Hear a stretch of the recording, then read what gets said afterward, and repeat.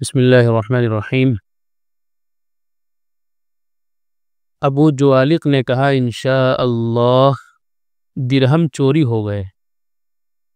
ابو جوالق یہ اپنے دور کو مشہور بیوقوف اور احمق گزرا ہے، اور اس کے بیوقوف پنے کے بہت سے واقعات مشہور ہیں۔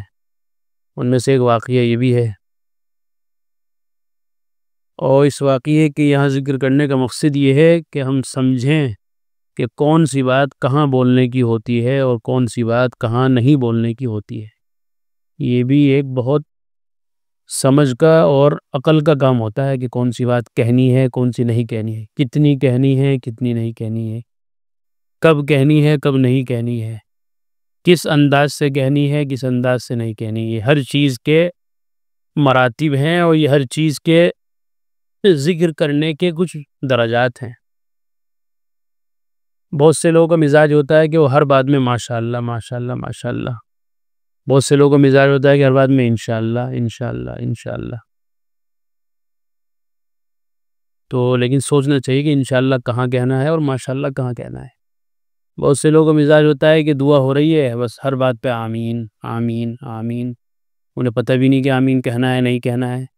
دعا کرانے والا دعا کرا رہا ہے اللہم انی ظلمت نفسی ظلما کثیرا، وہ کہہ رہا ہے آمین، ولا یغفر الذنوب الا انت فاغفر لی مغفرۃ من عندک وارحمنی انک انت، وہ کہہ رہا ہے آمین، حالانکہ آمین کہنے کی بات نہیں یہاں پہ۔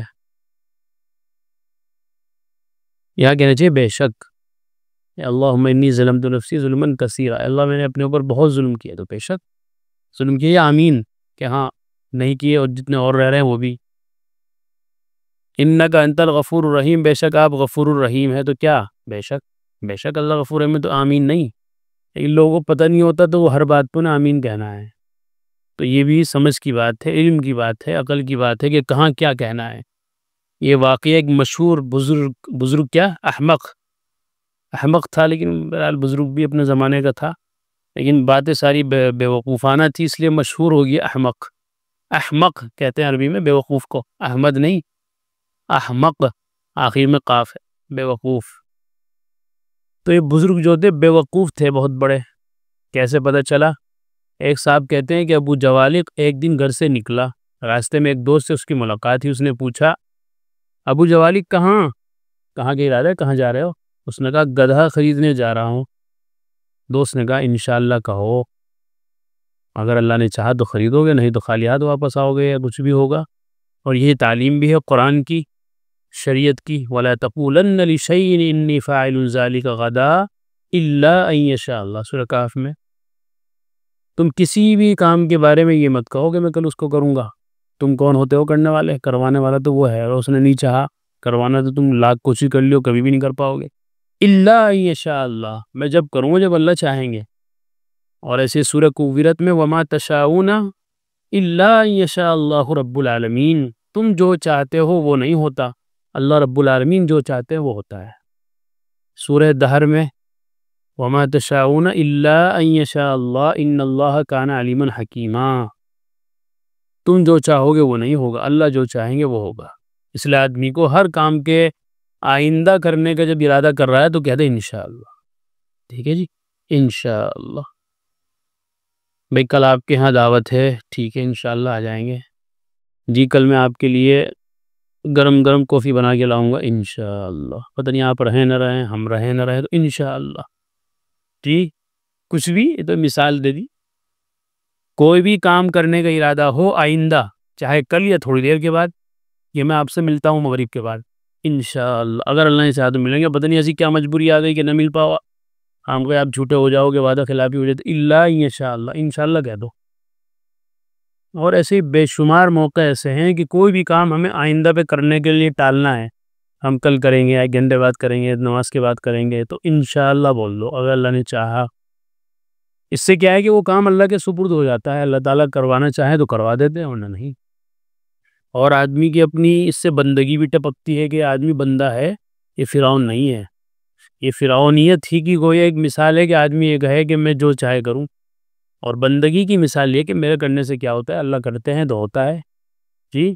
تو انشاءاللہ کہنا چاہیے آئندہ کسی کام کے جب بھی کرنے کا ارادہ ہو تب. تو اس کے دوست نے اسے سمجھا دیا کہ بھائی تم انشاءاللہ کہہ دو، پتہ نہیں کیا واقعہ پیش آ جائے اور آپ نہ خرید پاؤ گدھا. تو بھائی اس نے تو ایک گرہ باندھ لی اپنے بات، اور وہ تو ہر بات میں انشاءاللہ. کہاں گئے تھے بھائی؟ بازار. انشاءاللہ. کیا خرید کے لائے؟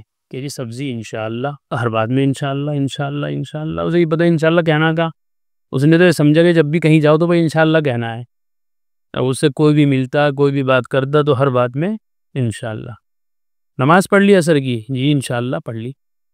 انشاءاللہ پڑھ لی، اگر اللہ نے چاہا پڑھ لی. بھائی ابھی تو پڑھ گیا ہے، اس میں اللہ نے چاہا تو دوسرے اگلے کام کے لیے کہا جاتا ہے، پچھلے کام کے لیے نہیں کہا جاتا انشاءاللہ. ٹھیک ہے جی نہیں؟ تو ابو جوالیق نے سنا تو اس نے بیچارے نے ہر بات بھی انشاءاللہ کہنا شروع کر دیا.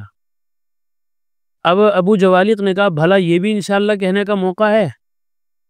یعنی یہ تو میں خود جا رہا ہوں، اپنے پیروں سے چل کے جا رہا ہوں، پیسے جیب میں ہیں، ارادہ میں نے کر ہی لیا، اس میں اللہ کے چاہنے نہ چاہنے سے کیا ہوگا؟ میں نے چاہ لیا تو ہو جائے گا. یہ اس بیوقوف آدمی نے کہا بھلا یہ بھی انشاءاللہ کہنے کا موقع ہے؟ دراہم میری جیب میں ہیں، گدھا بازار میں ہے، اور میں بازار ہی جا رہا ہوں، تینوں چیزیں جمع ہیں، تو اس میں انشاءاللہ کہنے کی کیا بات ہے؟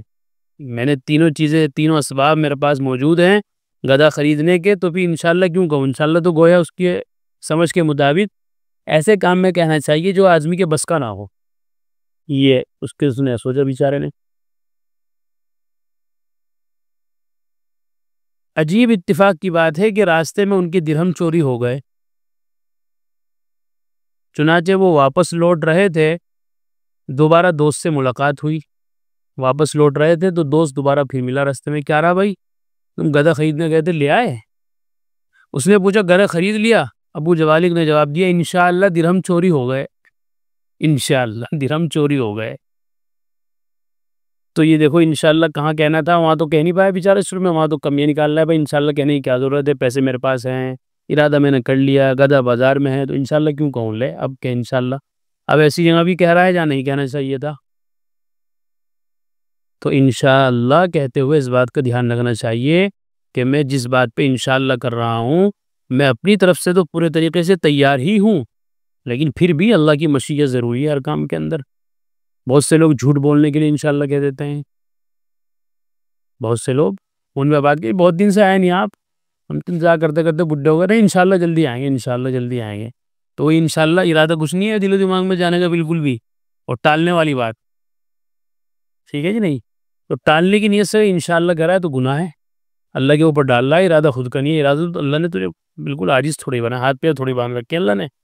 چلو پھرو، ہاتھ پیر چلاؤ، حرکت کرو، باقی پہنچانا اللہ کا کام ہے. پھر ارادہ ہے نہیں، خام خواہ انشاءاللہ کہہ دیا تو یہ گناہ بھی ہے. ہاں جب ارادہ کر لے کسی کام کے کرنے کا تب انشاءاللہ کہو، پھر اس میں اللہ کی مدد شامل حال ہوگی. تو اس سے کئی باتیں سمجھ میں آئی کہ انشاءاللہ کہاں کہنا ہے اور انشاءاللہ کا مطلب کیا ہے. اسی کے ذیل میں یہ بھی آ گیا کہ آمین کہاں کہنا ہے، ماشاءاللہ کہاں کہنا ہے، اور سبحان اللہ کہاں کہنا ہے. یہ ساری چیزیں سمجھنے کی ہوتی ہیں، اسی لیے بچپن میں دینی فلاحی نظام میں پڑھوا رہے ہیں ہم یہ چیزیں ابھی سے ہی، تاکہ بچوں کو پتہ چل جائے کہ ماشاءاللہ کہاں کہنا ہے. جب کوئی چیز اچھی لگے تو کہیں ماشاءاللہ، جب کسی کام کے کرنے کا ارادہ ہو تو کہیں انشاءاللہ، وہاں لکھا ہوا ہے سارا. اللہ تعالیٰ ہم سب کو عمل کی توفیق عطا فرمائے. وآخر دعوانا الحمدللہ رب العالمین.